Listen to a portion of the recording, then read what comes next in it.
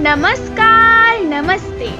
तो आज के इस वीडियो में मैं आपको उस महान योद्धा के बारे में बताने की कोशिश करूंगी जिसने अपना रक्त बहाकर एक बड़ा बलिदान देकर स्वराज्य की रक्षा करी है। तो चलिए प्रारंभ करते हैं। The title of this video is unsung freedom fighter बाजी सर्जेराव जेधे। बाजी सर्जेराव के पिता कान्होजी जेधे थे। दोनों बाप बेटा बहुत पराक्रमी थे।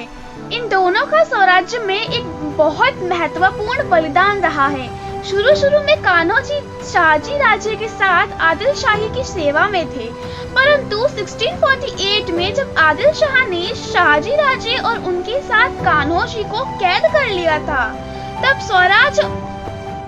स्वराज और अपने पिता को बचाने के लिए उन दोनों के बेटों ने लड़ाई छेड़ दी और पुरंदर में आदिल शाही सेना को हराकर स्वराज्य की पहली लड़ाई जीती। मैंने जिन दोनों बेटों के बारे में बात करी है उनमें से एक तो है हमारे सूर्य तेज शिव छत्रपति महाराज और दूसरे श्रीमंत बाजी सर्जेराव जेधे। जब मराठों ने बेलसर में बीजापुरी सेना पर धावा बोल दिया तो स्वराज ध्वज खतरे में पड़ गया। तब हमारे बाजी जेधे ने बिना अपनी जान की परवाह किए स्वराज को सही सलामत वापस ले आए। तब हमारे राजे ने प्रसन्न होकर उनको सर्जेराव की उपाधि दी। जब अफजल खान आया तो आदिल शाह ने कान्होजी जेधे को अफजल की मदद करने को कहा। तब हमारे कान्होजी जेधे ने बड़ी हिम्मत से साफ इनकार कर दिया और अपने 5 बेटों के साथ छत्रपति शिवाजी महाराज का समर्थन किया। और यहाँ से शुरू होता है इनके बलिदान का सफर। जब शाइस्ता खान लाल महल पर कब्जा करके बैठा हुआ था, तब हमारे राजे ने लाल महल पर धावा बोलने की योजना बनाई। तब योजना के अनुसार जब राजे शाइस्ता खान की उंगली काट दी, तब बाजी सर्जेराव महल के बाहर घोड़े के साथ खड़े थे और फिर घोड़े पर सवार होकर हमारे राजे बाजी के साथ सिन्हागढ़ चले गए। इस हमले के बाद शाइस्ता खान, जो कि अपने आप को बहुत बहादुर समझता था, वो लाल महल छोड़कर भाग गया।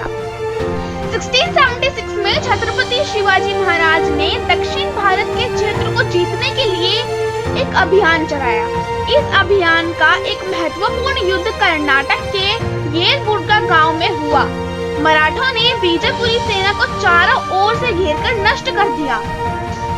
हार देखकर हुसैन खान पीछे मुड़कर भागने लगा। इसके बाद बाजी जेधे और उनके बेटे नागोजी जेधे ने उसे रोकने के लिए हमला करना शुरू कर दिया।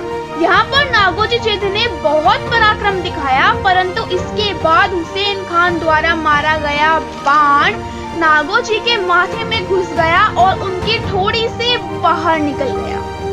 नागोजी गिर गए। बाजी जेधे पास में ही थे। हुसैन खान को मराठों ने कैद कर लिया। बाण निकालते ही नागोजी ने दम तोड़ दिया। पिता और पुत्र ने स्वराज्य के लिए अपना बलिदान दिया। नागोजी की पत्नी मृत्यु की खबर सुनकर सती हो गई।